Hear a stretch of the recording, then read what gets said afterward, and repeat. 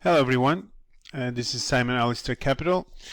We had a little break and we're coming back today for the weekly review. It's Wednesday, August the 9th. And before I go into trading, I would really want to talk to all of you, and I'm speaking from experience, from my heart, and just hope that you will hear what I have to say. Very important. We are almost middle August, and August is known to be a dead month for trading. Okay, what does it mean? I mean, I personally been trading for over 17 years, and because of my stubbornness, I've been losing a lot of money each year in August until I realize it, and I still have a hard time fighting it because I like to trade. I love to trade, and I try to find opportunities. But the problem with that is sometimes you're trying to create opportunities on the market and create trades on the market that are not there. And that's why, especially for the new traders and inexperienced traders, it could be a big trap. Okay, so if you new, try not to trade. If you semi-new, have some experience, lower your position size significantly. Okay, and for everybody, the best thing, just enjoy the summer, spend time with your family, and just a friendly advice, professional advice, whatever you want to call it. Try to preserve your capital for the time when the trades will come back. Okay. Now, I still want to go through a few things. Okay. Now, I personally, I reduced my size of trading in the past few weeks significantly, just to give you an idea. Okay. If I were trading one lot, I reduced this to 0.3, sometimes even to 0.1. Okay, and if I were trading 10 lots, I go to one lot and so on. It's very simple. Okay, why? Because the market is choppy, and I'll explain why. It's very simple. Okay, most of us are small traders. Small, I'm saying, even if you have 100,000 in your account, you're still considered to be a small trader. So big institutional traders are the ones that are ruling the market. Okay, hedge funds, big brokerage houses, and so on, banks. Now, I'm from New York, so in New York, I know the last 2 weeks of August, or if not the whole August, the big shot brokers spending time in Hamptons with the family, smoking cigars, playing cards, okay, and drinking and enjoying life, and I don't know, spending time at the pool. Okay, so if they're not there, there's not really it's not really trading. It's very choppy, and it's small traders trying to find a way to trade, and there's no direction. Sometimes there are gaps, there are choppiness, so a lot of things. So I'll finish with that. I hope you take it the right way and you do something smart with it. So. Saying that, I just want to go and share a few things with you for what's happening.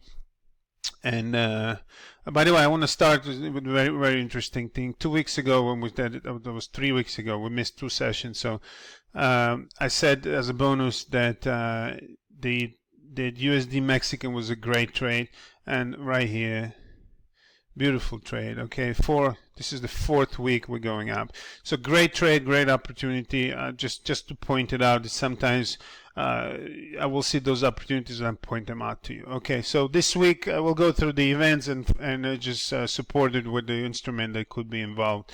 Okay, today we had consumer price index and producer price index from China. Let's take a look at Australian dollar. It's been selling off a little bit after the news, and I want to just show you a daily chart.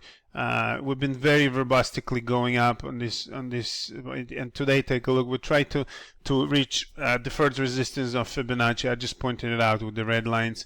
So we might be going and testing this line, and if we break and close below it, there's going to be a next level. So pay attention to that. Speaking of Australian dollar. This week we have on Thursday, I guess it's Wednesday night, Thursday early morning, we have the inflation expectation figures, and we have I think that's it from Australia. Okay, so next thing we have, actually tonight, we have interest rate decision from New Zealand. So let's take a look at the New Zealand dollar and see what happened there. Okay, New Zealand dollar. Okay, it's been strong as Australian had been actually selling off in the past few days, couple of weeks. And take a look, we broke yesterday. We broke through this first Fibonacci retracement, and that looks like we're going to go over test the next level. It's about 60 pips from now, so it could be continuation on the sell side. And of course, we will see what they do with the interest rate. Of course, should they decrease it, we will continue lower probably. I mean, not probably, for sure. Should they increase it, which I don't see why, but you never know in these days. We could go and retest the highs. But speaking of the technical and the chart, it looks like we can go lower and at least to 0.7260 area. Okay. Now, next event of this week, we have the industrial production, manufacturing production from Britain. Now let's take a look at the pound. It got a little beaten up the last couple of days. Dollar got resuscitated, so it was a little bit of a life sign in the dollar. Just to be sarcastic here. So take a look what happens from the recent highs. We've been retracing, and we came to the first Fibonacci level we're holding up here. So let's see what the news are, okay, and let's see how should we break lower here. I mean, it's a strong uptrend, at least temporary uptrend here, so I'll be careful shorting it. But should we, for some reason, I mean, go down, we can make a little bit of money on the downside, but I will try to buy it at these levels here. Okay. Now, next one is okay, let's see what else we have here. On Friday, we have some U.S. news, including the consumer price index and from U.S. So we'll be watching the regular suspect. Just let's take a look at a few other instruments. Dollar yen, okay. Take a look how beautifully it's been playing between the Fibonacci levels. Okay, it was bouncing, it's trading the channel. Now it's just going again to this level. So we'll be trying to maybe buy it here. Okay, considering nothing major will be happening in the world, and take profits. First profit here, second profit there. Or should we break it and go lower? Probably we could go to a lower level. So be watching this level 109 very closely. Okay, now take a look at the S&Ps. We've been talking about that finally has to break, and we have to get a nice move down.